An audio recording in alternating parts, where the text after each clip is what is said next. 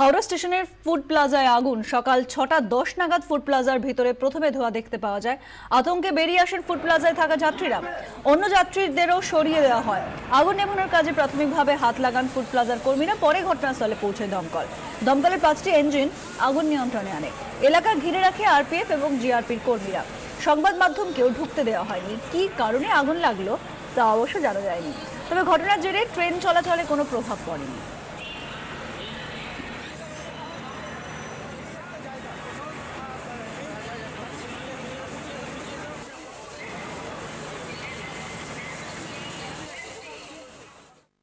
আগুনটা যখন লেগেছে তখন 6টা বাজে। কিসে আগুন লেগেছে? এটা সাউথের টাওয়া থেকে লেগেছে। সাউথের টাওয়া কিসের? না না সার্ভিস কিসে কিসে লেগেছে? সাউথে যেখানে ধোসা বানানো ওখান থেকে। আমাদের প্রতিনিধি দেবব্রত ঘোষ তার পাঠানো প্রতিবেদন আমরা দেখে নেব।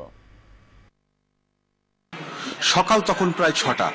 হাওড়া স্টেশনের এই ফুড প্লাজাতে হঠাৎই আগুন লাগে। যদিও এখানে সেই সময়তে বেশি সংখ্যক যাত্রী ছিল না, কিন্তু যে কজন যাত্রী এখানে খাবার কেনার জন্য এসেছিলেন তারা হঠাৎই আগুন জ্বলতে দেখে আতঙ্কিত হয়ে পড়েন।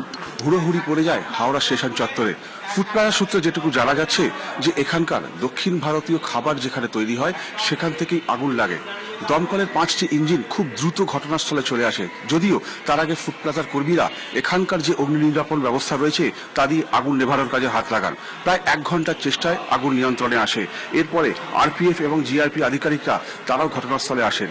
তবে সঠিক কিভাবে আগুন লাগলো তা জানতে এবং এখানকার অগ্নি নির্বাপন ব্যবস্থা যথাযথ ছিল কিনা সেটা জানতে ইতিমধ্যেই তদন্ত শুরু হয়েছে।